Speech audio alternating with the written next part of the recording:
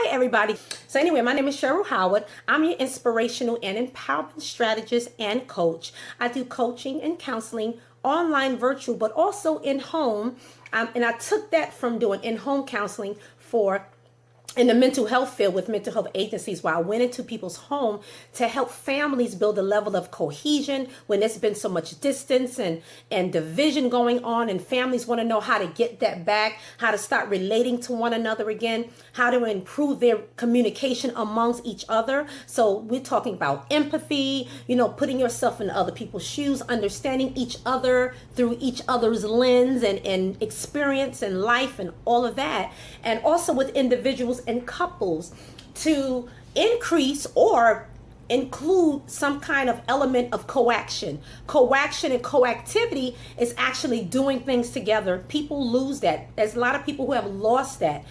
A lot of couples forget that they're a couple when they get married, or after years go by and the children get older, and it's like they don't even know how to relate to each other anymore. They kind of lost that. So I kind of helped them bring that back, put some more vigor and some more life and some fire in the relationship. And sometimes if it may just mean starting over from the beginning. What did you guys do before? Trying to remember and recall what you did in the beginning that made things exciting between the two individuals, right? Going back to that and doing those things again. And starting with one activity. But today is not about that. Today, I'm just going to give a quick intro of what I'm going to be talking about Thursday coming, and that is about identifying dysfunctional patterns of communication that in your history family that affect your relationship today, so you can be aware of it and identify it, so you can nip it in the bud and break that pattern, so you don't sabotage your relationship today.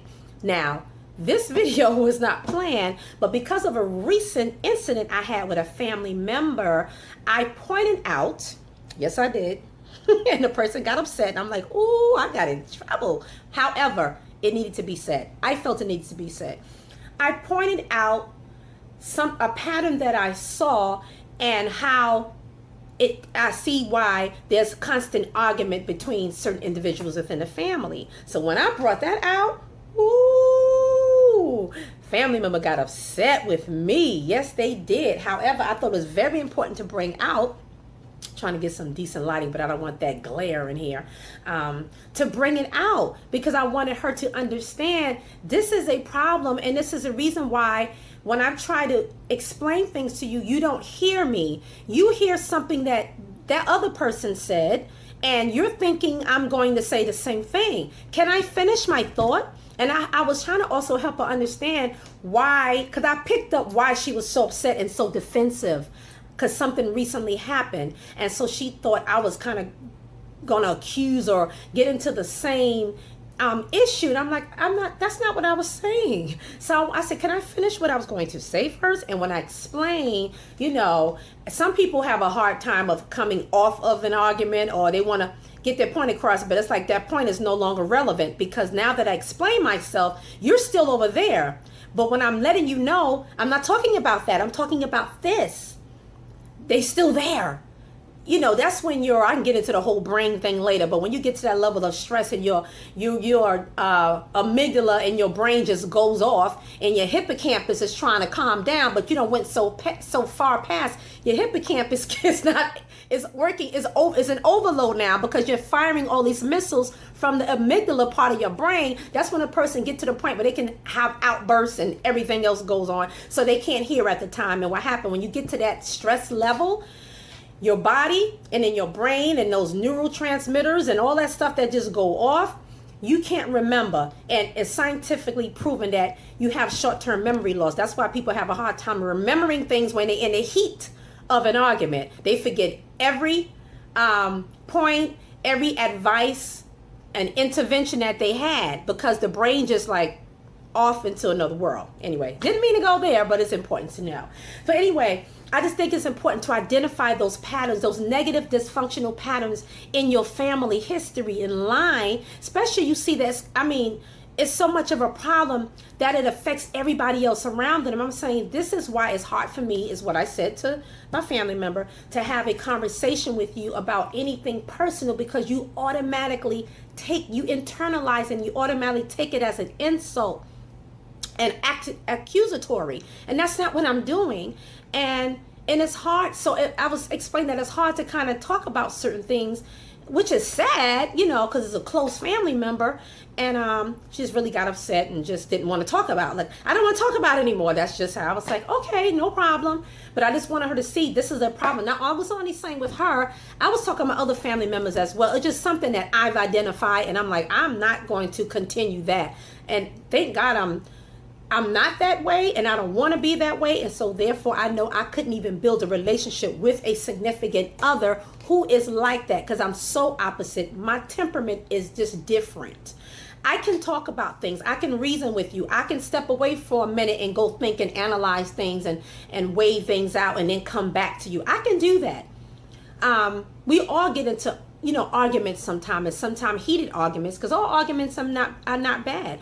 All arguments are not heated. An argument just can be a simple debate. That's an argument too, but it's not heated where you're going at each other and then you become very defensive and you start insulting one another, and then it's just bad. There's nothing productive about the argument, because as I mentioned in another broadcast, arguments can be productive.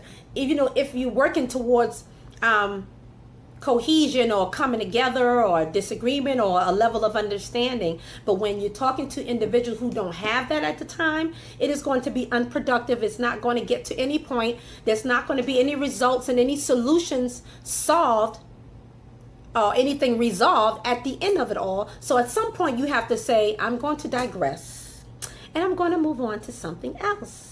Because apparently we're not going to get anywhere, and you're just not going to hear me because you're already up there. And I already know that you can't really communicate with anybody who's at that level of stress and anger. So when they experience that rising anger and stress, you have to leave it alone. Maybe a lot of times what happened, you can come back to it later.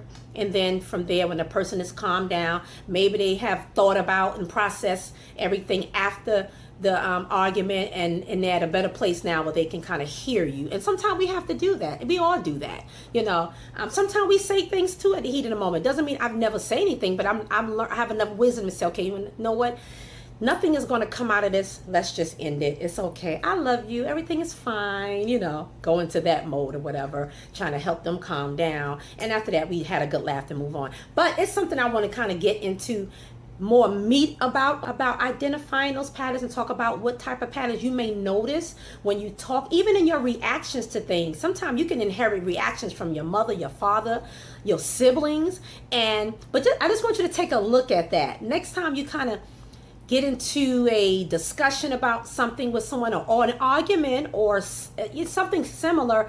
Kind of pay attention to how your reactions are, what you say, what comes out of your mouth. And sometimes that is an indicator that you're passing on something that's detrimental to your relationship today, that you need to stop because you're sabotaging, and you don't want your children to develop the same type of patterns. So I'm all about breaking patterns, all kinds. That's why when you go to my website, you will see helping people to break and overcome barriers so they can propel into their purpose, into their God-given purpose. Because a lot of stuff, all of that stuff holds you back a lot of times from success.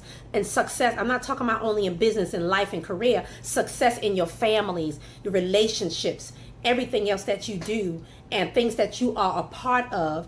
And notice that, I've seen it in church, I've seen it in ministry, where people try to come together, and there's this one or two a person with dysfunction. I don't like to give people labels, a dysfunctional individual, I don't want to say that, but a person that you can see dysfunction in them that's constantly causing division among the group. And there's something there that needs to be addressed. So what I'm saying to you is that let's pay attention to these things so we can address them. I paid attention to things within inside me, and I had to address them. And I address things as even now as they come along, like, Cheryl, where did that come from, and why am I feeling this way?